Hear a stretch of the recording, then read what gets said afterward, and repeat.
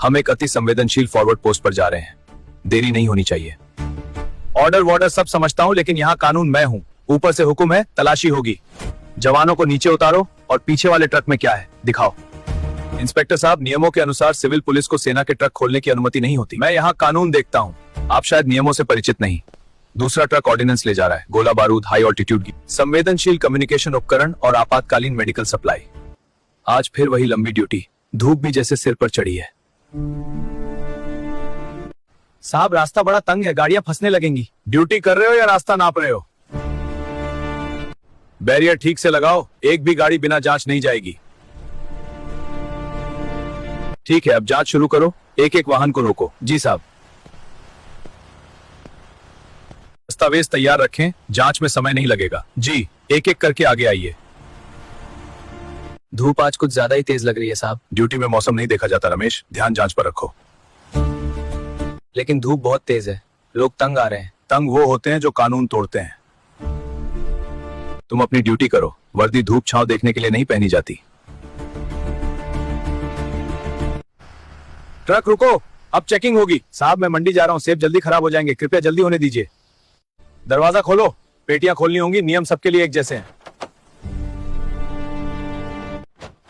साहब, कृपया दया कीजिए, सेब खराब हो जाएंगे, मेरी मदद करिए। क्या है इसमें, सेब या सेब की आड़ में कुछ और? नीचे उतरो, सारी पेटियां खोलो। साहब, रहम कीजिए, पेटियां दोबारा बांधने में शाम हो जाएगी। आप देख लीजिए, सेब ही हैं। साहब, कृपया रहम कीजिए, सेब खराब हो जाएंगे, मेरा गुजर बसर इसी से। राहत नहीं मिलेगी, नियम सभी पर लागू होते हैं। यहाँ देखो, ये डेंट है और कागज दिखाओ। बिना कागज के कोई छूट नहीं। साहब, ये मेरे दस्तावेज हैं, कृपया देख लीजिए। नहीं साहब, मैं 5,000 कहां से लाऊंगा? मैं एक गरीब आदमी हूँ। साहब, मेरे पास अभी पैसे नहीं हैं। अगर पैसे नहीं दोगे तो यह ट्रक थाने में बंद कर दिया जाएगा। साहब, ये पैसे ले लीजिए। चलो आगे बढ़ो, ध्यान रखो। ये पहाड़ी लोग सिर्फ लाठी की भाषा ही समझते हैं। जब तक डर न हो, पुलिस को कौन पूछेगा? राठौड़ साहब गरीबों को लूट रहे हैं। हाँ, बस अपनी जेब भर रहे हैं।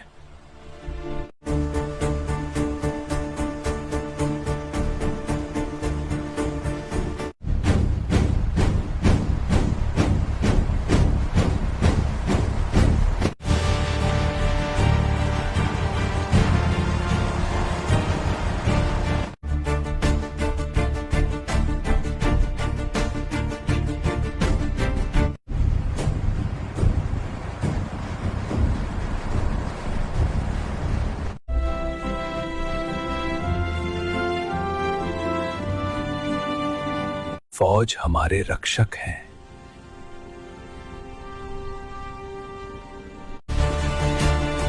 मैं सेना को भी रोकूंगा।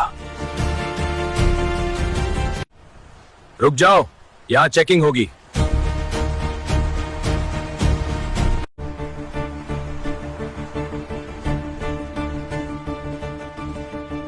इंस्पेक्टर साहब, कृपया बताइए क्या समस्या है? यहां सामान्य जांच चल रही है। चेकिंग चल रही है सूबेदार साहब, सभी गाड़ियों की तलाशी होगी, इस ट्रक की भी और पीछे वाली की भी। यहाँ चेकिंग होगी, जवानों को नीचे उतारो और ट्रक खोलो। इंस्पेक्टर साहब, यह एक आधिकारिक मूवमेंट है, कृपया नियमों के अनुसार कार्य करें। इंस्पेक्टर साहब, यह मिलिट्री काफिला है, हम ऑपरेशनल ड्यूटी पर हैं, ये हमारे मूवमेंट ऑर्डर्स हैं। मैं इन्हें देख रहा हूं। हम एक अति संवेदनशील फॉरवर्ड पोस्ट पर जा रहे हैं, देरी नहीं होनी चाहिए। ऑर्डर वॉर्डर सब समझता हूं, लेकिन यहां कानून मैं हूं। ऊपर से हुक्म है, तलाशी होगी। जवानों को नीचे उतारो और पीछे वाले ट्रक में क्या है दिखाओ। कुछ ठीक नहीं लग रहा है।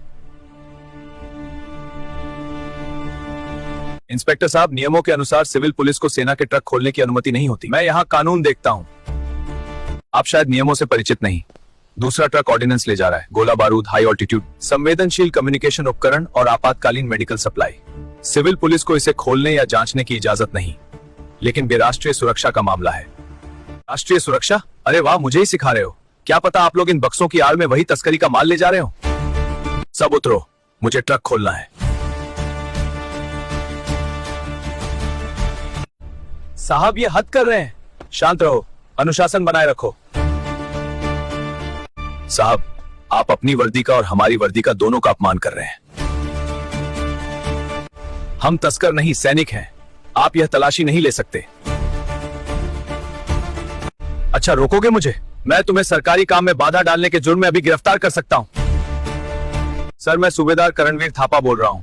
पुलिस नाके पर हमें रोका गया है। स्थिति तनावपूर्ण है। नेशनल हाईवे 72 पर अल्मोड़ा चौकी पर है। यहाँ के इंचार्ज इंस्पेक्टर अजय राठौड़ ने काफिले को रोक लिया है।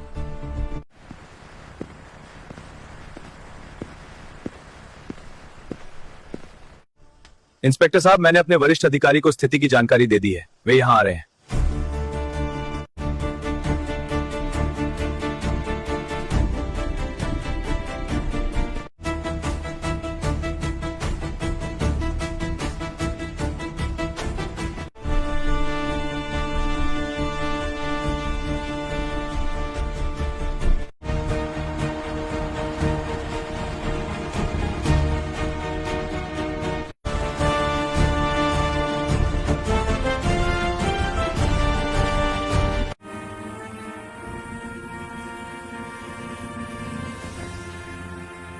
इंस्पेक्टर अजय राठौड़।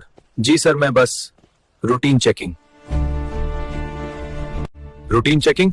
क्या आपने ये कागज देखे? इन पर प्रायोरिटी रेड की मोहर है। इसका मतलब समझते हैं? इसका मतलब है कि इस काफिले को परमाणु हमले की स्थिति में भी नहीं रोका जा सकता, और आप इसे रूटीन चेकिंग के नाम पर रोककर खड़े हैं। आपको पता है दूसरा ट्रक क्या ले जा रहा है? वह उन जवानों के लिए जीवन रक्षक सामग्री है जहां आप शायद 5 मिनट भी सांस नहीं ले पाए। आपने ऑपरेशनल काफिले को 45 मिनट तक रोका रखा है। यह अनुशासनहीनता स्वीकार्य नहीं है। पर सर, मुझे तस्करी की खबर थी, आदेश थे। आदेश? तो क्या आपके आदेश आपको भारतीय सेना पर शक करने को कहते हैं? क्या आपको लगता है हम तस्करी करते हैं? यह खाकी आपको जनता की सेवा और कानून बनाए रखने के लिए मिली है, न कि देश के रक्षकों का रास्ता रोकने के लिए। मेजर रोहन मेहरा ने अब पूरे 15 मिनट, आपने एक ऑपरेशनल काफिले को 15 मिनट रोका है। आप पर obstructing a military convoy in active border zone का केस बन सकता है। ऑफिशियल सीक्रेट्स एक्ट का उल्लंघन समझते हैं? सर मेजर साहब, मुझसे बहुत बड़ी गलती हो गई। मैं बहक गया था, माफ कर दीजिए। कोई फॉर्मल कार्रवाई मत कीजिए। मेरा परिवार है, करियर सब खत्म हो जाएगा। इंडियन आर्मी जिंदाबाद। इंडियन आर्मी जिंदाबाद।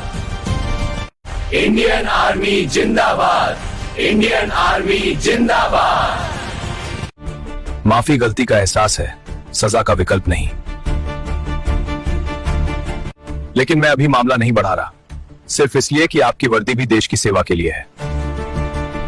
पर आज जो आपने किया वह सबक है।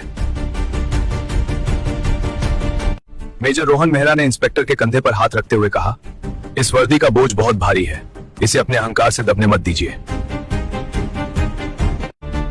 असली ताकत अकड़ में नहीं, अनुशासन और सम्मान में होती है।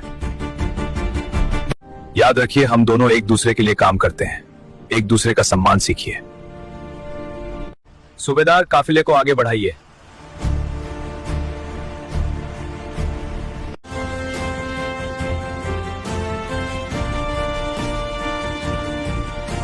भारत माता की जय। इंडियन आर्मी जिंदाबाद।